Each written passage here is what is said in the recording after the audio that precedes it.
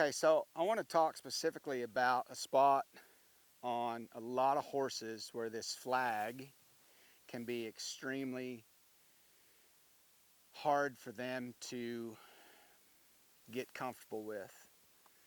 And it's this spot right up here under their neck, in front of their chest, in front of their front legs, underneath their chin. Okay, this spot right here.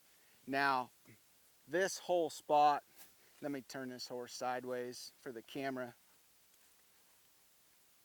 To me, this is the hardest spot for the flag for a horse to accept. So that's the last place I go. So I've used this flag all over him. I'm not going to say that he never reacts to it. There's still times where it'll cause him to tighten up a little bit, but I can rub him anywhere on his body now with this flag, okay? Including this spot right in here where I'm saying this is the hardest spot. But what I'm going to do, now that I've got him where I can rub him all over with this flag, sorry bud, I didn't mean to stick that down your ear. That was by accident.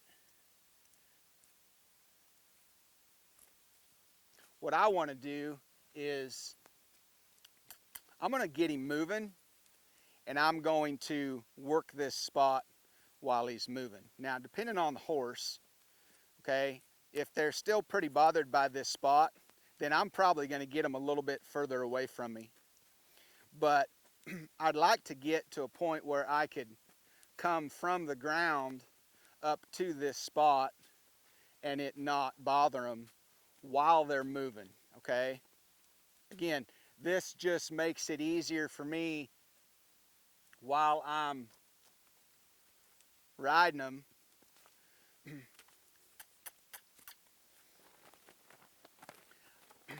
I'd like to be able to take this flag with me and not feel like there's a spot that this flag is going to get me bucked off. This idea right here of I want him to be able to carry it on his head and keep going. I don't want him to stop just because I put it on his head.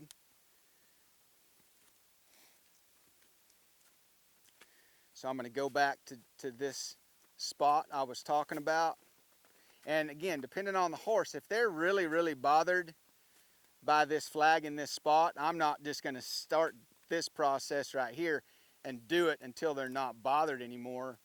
I might be there a while. And in fact, I might make things a whole lot worse. I might need to go spend some time with this flag in some other areas to build some confidence in my horse before I just start addressing this spot. I've got him where he's not gonna just sell out with me here, so now I can challenge him a little bit more. He's always been more bothered by it on this side, out of this eye. Maybe I just hold it right there. I mean, some horses, I put that flag right there, all they're doing is striking at it.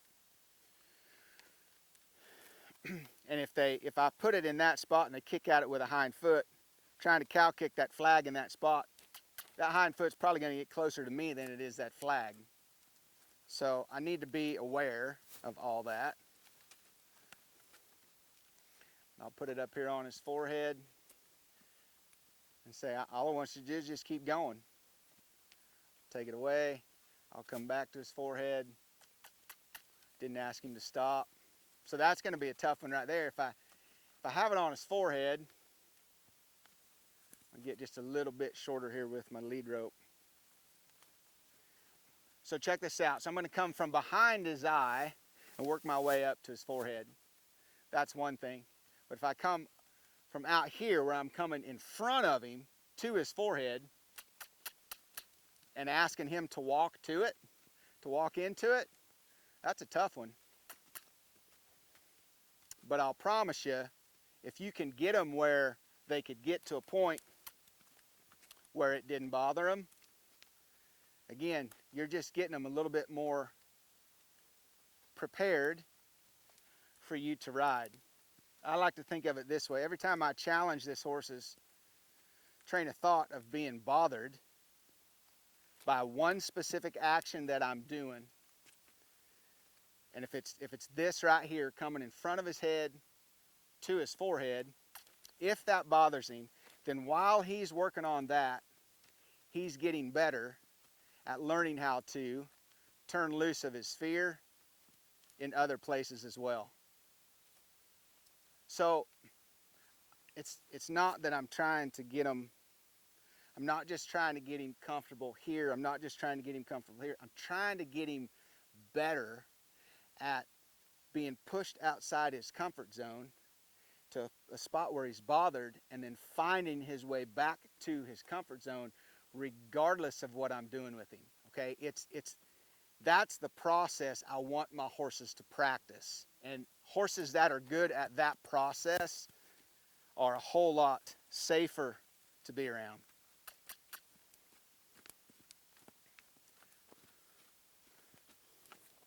Come back to this spot here. We'll work this spot from the ground up to his shoulder while he's trotting.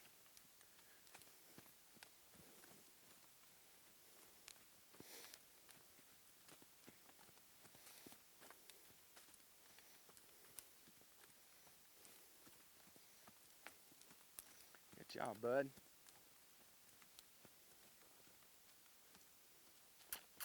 Back to the trot. See, the cool thing about this flag is, as I get him used to it, I can use it to bring life up in his feet without it scaring him. So I can use that flag just like that to bring some life up in them feet to speed him up, and it doesn't scare him. Even though there are some things I can do with that flag that scares him just a little bit. Again, I'm just trying to teach him how to work on that process of finding his way back to his comfort zone once he's been pushed out of it.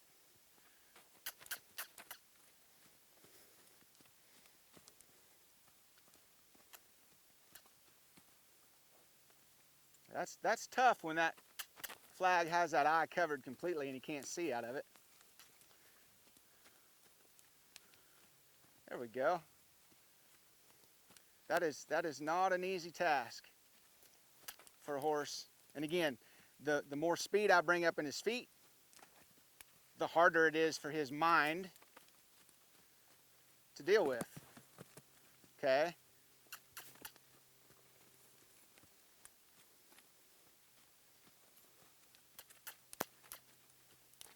So you just watch the process here. I'm not trying to fix him. I'm just trying to give him some chances here to practice a little bit. All I want to do is get the flag there. He says, but when you come at my head from that position, it's hard for me.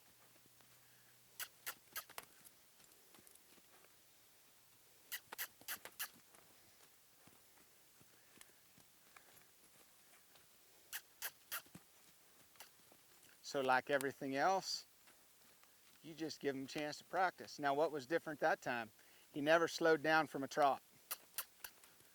So I'm going to trot him around here and stop him behind me and give him a chance to think about that.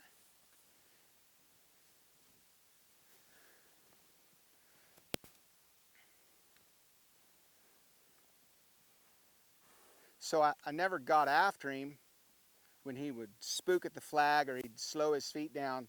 I would simply ask him to get going again, okay? We'll try him here on this side. Same thing, we'll get him trotting. We'll bring the flag from in front of him to his forehead. Now, I could maybe help him with this, bring it from in front of him over his head to his withers or somewhere behind his drive line if I needed to. I mean, that would be way easier than just coming straight to his forehead, obviously. I've done lots of this here.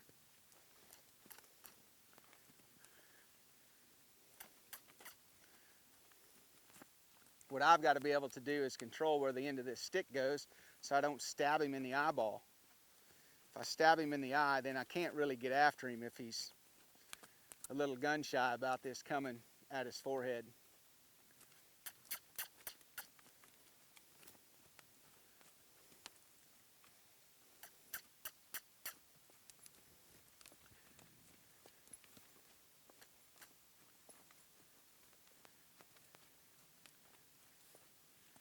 Good job, bud.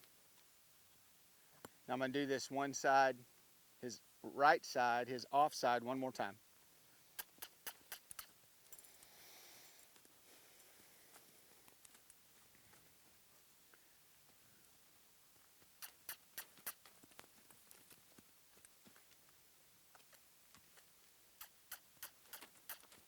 So all I'm asking him to do is just keep trotting as I come to his forehead, understanding that is not an easy task at all. So I better be understanding while he's trying to figure it out.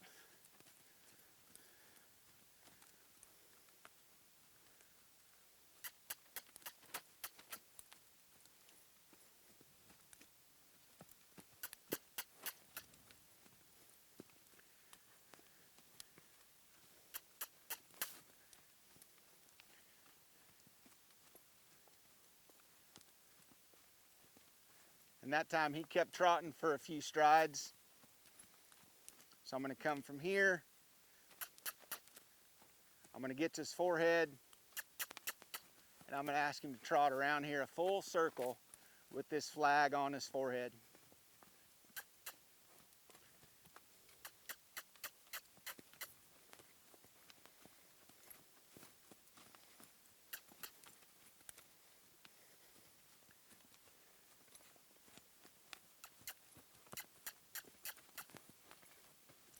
Think of it like this. If you were sitting in math class and you were struggling with a problem, and while you couldn't figure it out, all your teacher said to you was how dumb you were and how you were holding up the class, that's not going to build much confidence in you towards her. So the understanding from me comes from, dude, I know how hard that is.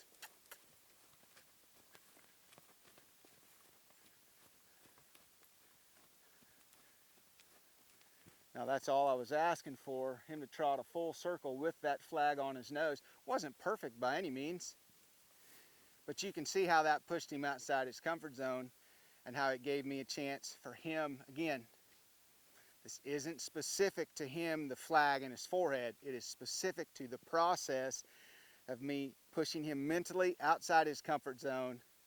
He gets bothered, and then him trying to be able to find his way back. And I like to look at it this way. If the comfort zone is inside this box right here, and I push him outside that comfort zone, let's say I push him over here, here's what I want to happen. I want him to be able to be in this spot over here where this X is and recreate that right here. I don't want him to where this is where the comfort zone always lies, right here. And when I push him outside that comfort zone, he has to go back to this spot. I want to be able to pick this spot up and bring it to this one. Good job, bud. Cut.